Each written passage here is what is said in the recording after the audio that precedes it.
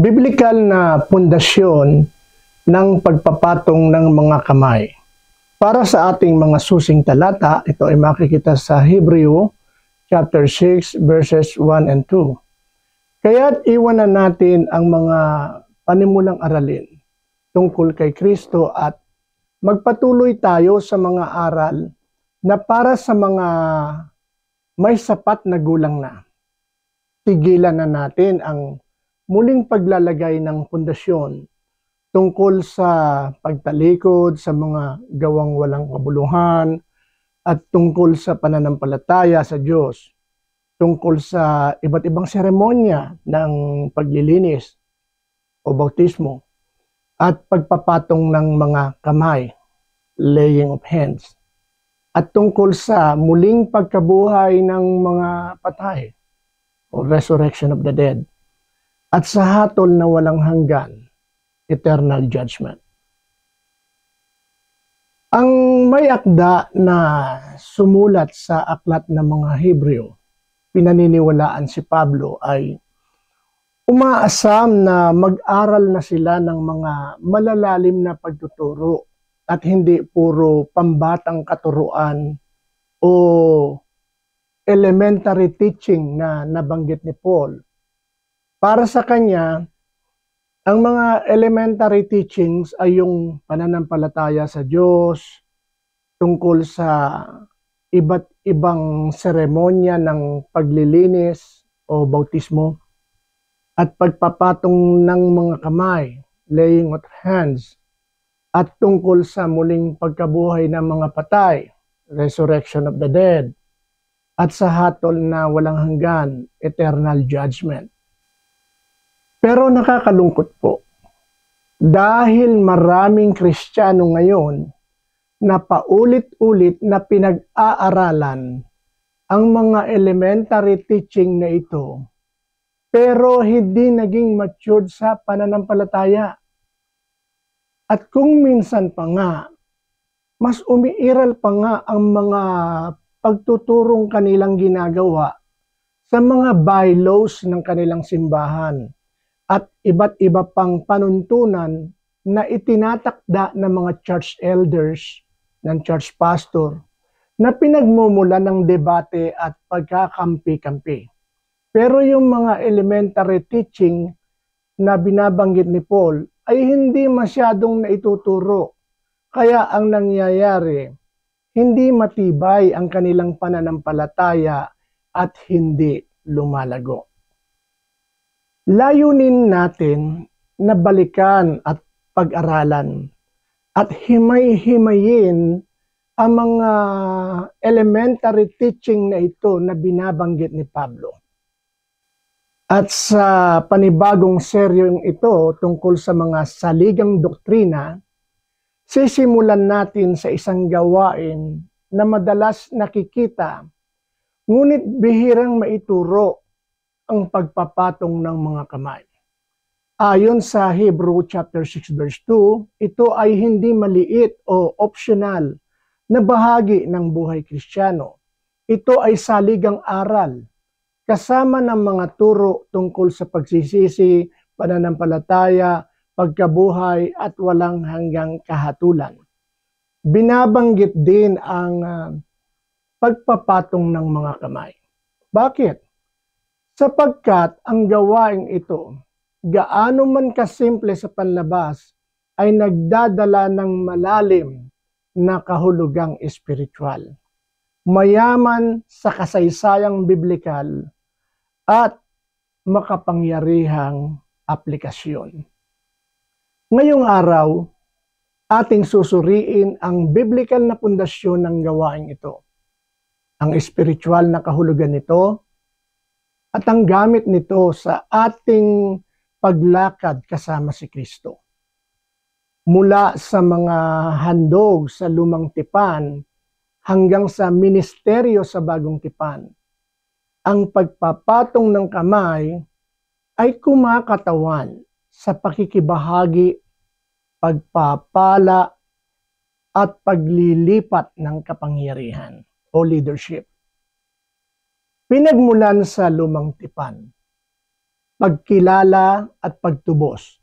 Sa Leviticus chapter 1 verse 4, ipatong mo ang iyong kamay sa ulo ng handog na susunugin upang ito'y tanggapin para sa iyo at sa gayon ay mapatawad ka sa iyong mga kasalanan.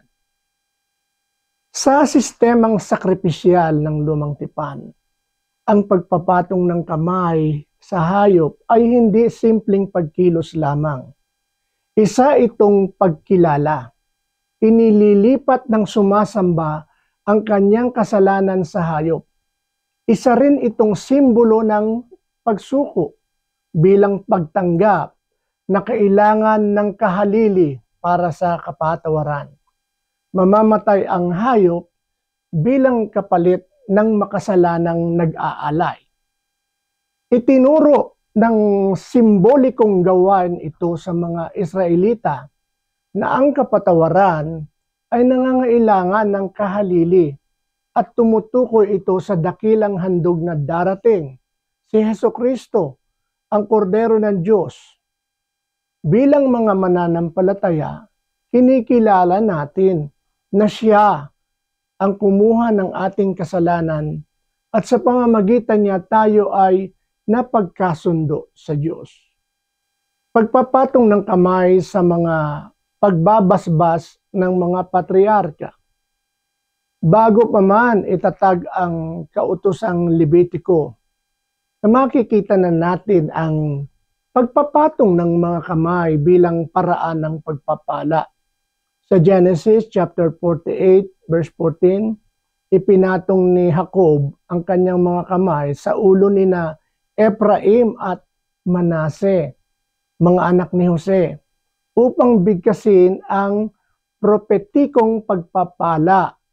Ang gawain ito ay hindi lamang seremonyal. Ito ay spiritual na paglilipat ng mana, pagkakakilanlan, at kapalaran. Kapag tayo ay nagpapatong ng kamay upang magpala, nakikibahagi tayo sa isang banal na sandali. Ipinapahayag ang pabor, gabay, at biyaya ng Diyos sa kanilang buhay. Hindi ito mahika, hindi ito magic. Isa itong gawaing puno ng pananampalataya at pinangungunahan ng Espiritu. Ang gamit nito sa bagong tipan, kapangyarihan, kagalingan, at pagtatalaga. Sa bagong tipan, ang pagpapatong ng kamay ay may mahalagang gampanin. Una-una, kagalingan. Sa Marcos chapter 6 verse 5, pinagaling ni Jesus ang mga may sakit sa pamamagitan ng pagpapatong ng kanyang mga kamay. Gawa 28:8, pinagaling ni Pablo ang may sakit sa pamamagitan ng pagpapatong ng kamay. Ang pagpapatong ng kamay sa kagalingan ay sumasalamin sa habag at kapangyarihan ng Diyos na gumagawa sa pamamagitan ng kanyang mga lingkod. Pagtanggap ng banal na Espiritu. Sa Acts chapter 8 verse 17, ipinatong ni na Pedro at Juan ang kamay sa mga bagong mananampalataya sa Samaria at dahil dito, tumanggap sila ng Espiritu Santo. Acts chapter 19 verse 6. Ipinatong ni Pablo ang kamay sa mga alagad sa Efeso at sila'y tumanggap ng Espiritu at nagsalita ng iba't ibang wika. Ipinapakita nito ang pagpapatong ng kamay bilang paraan ng espiritual na paglilipat, pagpapahid, kapangyarihan at presensya ng Diyos. Pagtatalaga at pagpapalakad sa gawain. Acts chapter 13 verses 2 and 3. Ipinatong ng iglesia ang mga kamay kina Pablo at Bernabe bago sila isugo. 1 Timothy chapter 4 verse 14. tinanggap ni Timoteo ang espiritual na kaloob sa pamamagitan ng pagpapatong ng kamay ng mga elders o ng mga matatanda. Ipinapakita nito na ang pagpapatong ng kamay ay ginagamit sa paghihiwalay sa gawain at pagpapatibay ng pagtawag ng Diyos sa isang tao. Ang spiritual na kahulugan, pagkilala, pagpapala, at paglilipat. Sa buong kasulatan, ang pagpapatong ng kamay ay kumakatawan, una, sa pagkilala, sa kamatayan ni Kristo o sa kanyang sakripisyo o sa tawag ng Diyos o pagtatalaga. Ito rin ay ginagamit sa pagpapala, tulad ng pagpapala ng mga patriarka at panalangin ng mga lingkod ng Diyos. Ito rin ay paglilipat ng kagalingan, Espiritu Santo o spiritual na kaloob. Isa itong nasasalat na pagpapahayag or tangible ng pananampalataya at pakikipagkapwa at pagsusunod sa kalooban ng Diyos. Hindi ito mekanikal o mahiwaga o magic. Ito'y malalim na kaugnayan at spiritual na pagpapahayag ng pananampalataya. Bakit ito ay foundational? Bakit ito ay saligan? Bakit ito tinatawag na saligan sa Hebrew chapter 6? Sapagkat itinuturo nito na tayo ay kaugnay kay Kristo at sa kanyang katawan. Ang ating pananampalataya ay isinasabuhay sa loob ng komunidad. Ang gawain ng Espiritu ay totoo at buhay. Gumagawa ang Diyos sa pamamagitan ng tao. Gumagamit ang Diyos ng pisikal na pagtalima upang ipahayag ang espiritual na katotohanan. Ang pananampalataya ay may anyo at layunin. Ang pagwawalang bahala o pagpapalit sa doktrinang ito ay humahantong sa pagkahiwalay ng paniniwala at pagsasabuhay. Ngunit ang paggalang sa pamamarang ito ay nagdadala sa atin sa mas malalim na pagkakaisa at kapangyarihan sa Espiritu. Bilang pangwakas, mga kapatid, ang pagpapatong ng mga kamay ay higit pa sa tradisyon. Ito ay isang banal na gawain na may biblical na ugat at mayaman sa kahulugan. Lapitan natin ito ng may paggalang at kaalaman.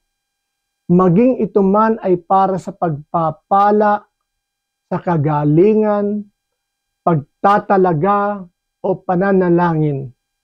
Naway maging bayan tayo na nagpapatong ng kamay na may pananampalataya, nagsasalita na may pag-ibig, at naglilingkod na may kapangyarihan. Tandaan natin, tayo ang mga kamay ni Kristo. Ginagamit ng Diyos upang hipuin ang mga buhay at itayo ang kanyang kaharian. Kung ikaw ay matapat na naglilingkod sa Kanya,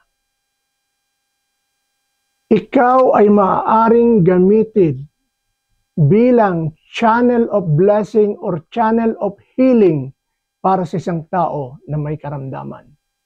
Nakapagpapatungan mo ng iyong mga kamay at sasambitin mo ang pangako ng Panginoon. Ang taong iyon ay gagaling hindi dahil sa iyo, kundi dahil sa pagpapatong ng iyong mga kamay na kinasihan ng banal na Espiritu at ang Panginoon mismo ang nagpapagaling. Ikaw bilang anak ng Diyos ay ginamit lamang na channel of blessing o channel of healing sapagkat ikaw ay masunurin sa Kanya. Salamat po.